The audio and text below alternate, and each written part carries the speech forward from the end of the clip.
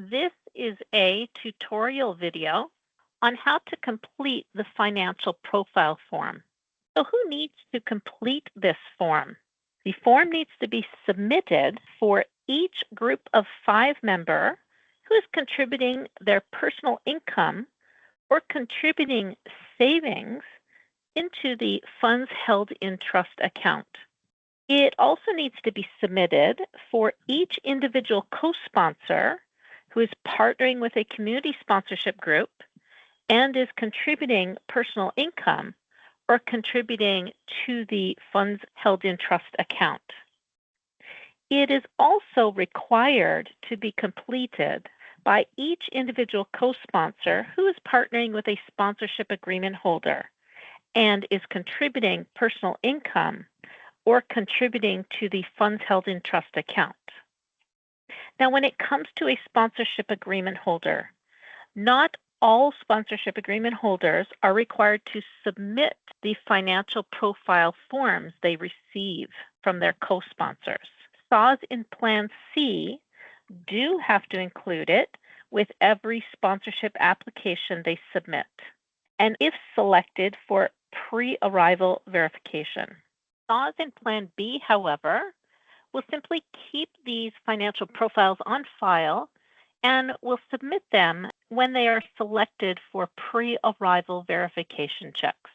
SAWs in Plan A do not have to submit the financial profile forms to IRCC along with their application. They do, however, have to keep them on file and submit them when IRCC does a case review.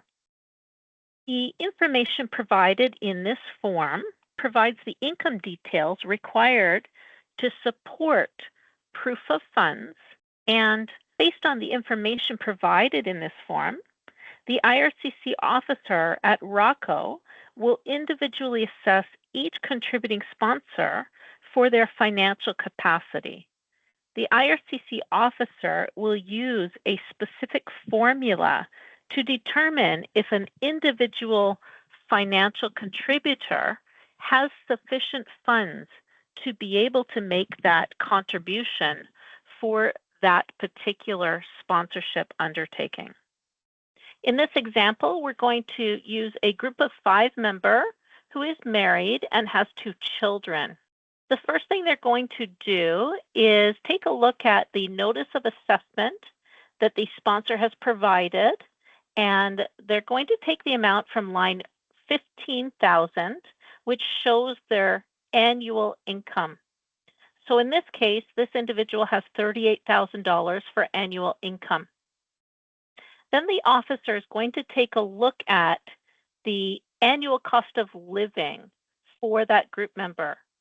To do so, the IRCC officer is going to take a look at the sponsorship cost tables, and they're going to determine the amount based on the family size. So since this group of 5 member has a family size of 4, the sponsorship cost table's amount comes to $28,700. Next, the officer is going to take the amount for any financial contributions that the group member has pledged for other sponsorships.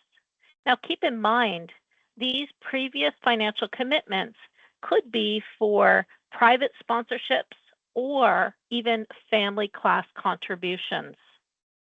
So in this case, this individual has also previously committed $5,000 to another private sponsorship.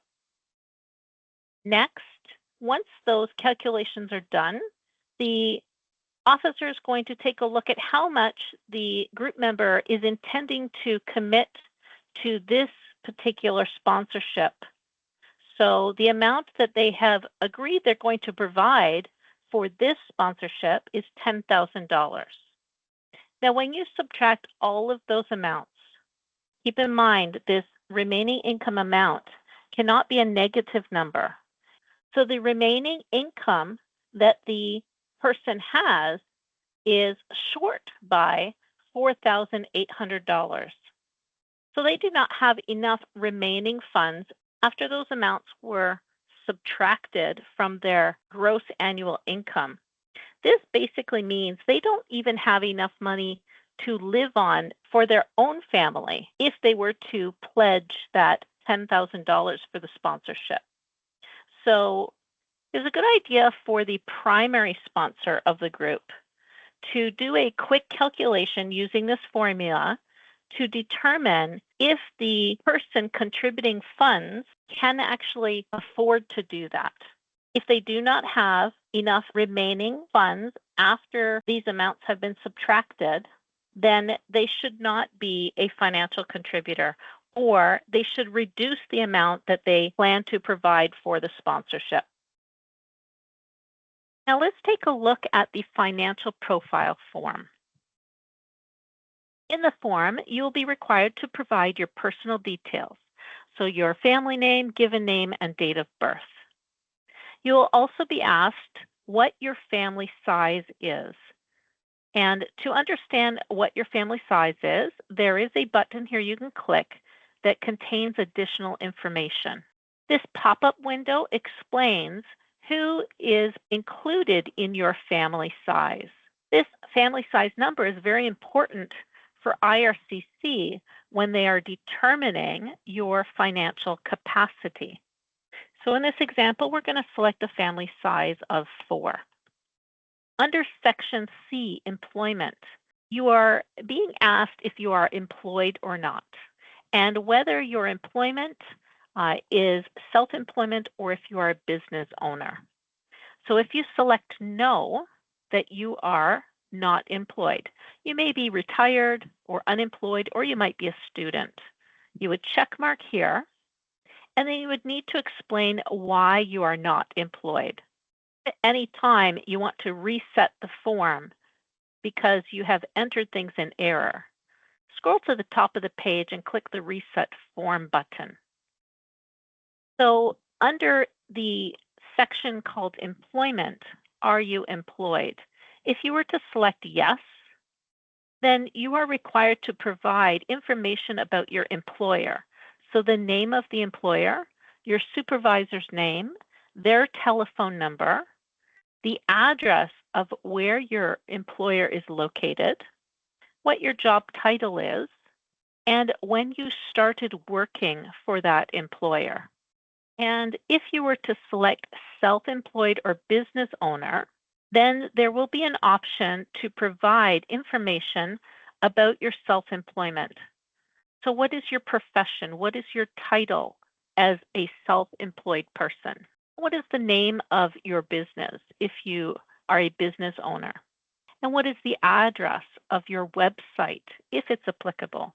They also want to know the physical address of where your business is located or where you are self-employed, and your business telephone number, and your self-employment or business owner start date. When did you start being self-employed, or when did your business first come into effect? Once you have answered Section C, then scroll down to Section D. This is where you're going to indicate your sources of income. You're going to list any income which you have earned over the last 12 months. And you must attach supporting documents that prove the source and the amount of this income. Note that you cannot include funds that are from a conditional source of funding. For example, you cannot include income based on drawing from your line of credit or from taking out a loan or a second mortgage. These are not considered an acceptable source of funds, and they will not be considered when determining if the sponsors have sufficient funds to fulfill the settlement plan. It's also important for you to understand that the sources of income you include here are your own income. If you are married and you have a spouse that also has income, you cannot include that as a source of income for yourself. So in the first section, you're going to type in the total amount from all employment that you have, or any self-employment income or business owner income that you have had in the past 12 months. If you're unemployed, you would include any income that you have gained in the past 12 months. So perhaps you haven't been unemployed the entire time. Maybe you earned some income 6 months ago. Then you could include that income. Or perhaps you receive income from your taxes, or maybe you have received income through winning some lottery, or maybe you earned income by selling a car.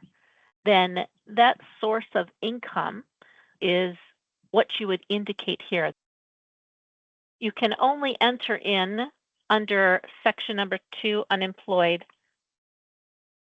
And once you enter in that amount, it will total for you. You cannot enter in an unemployment amount and an employment amount.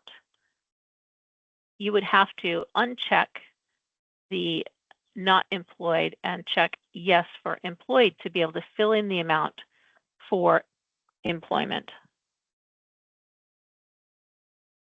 And again, I can't insert any amount for if unemployed. Next, you will scroll to the declaration section. In this declaration, you are declaring that the information provided in the form and any attached documents, so your proof documentation, you're indicating that this information is true, complete, and accurate. And you're also declaring that you agree if you type your name in the signature box below that you are digitally signing the form. And that digital signature is authorizing this declaration. You can also refer to the sponsorship application guide for sponsorship agreement holders, groups of 5, or community sponsors for other signature options. But basically, going into those guides explains that you can sign digitally, but you are also still allowed to submit a hand-drawn signature using a pen, if that is your preference. And this last section here is simply something for you to read so you understand how IRCC will use the information that is collected in this form. And that's it for the financial profile form.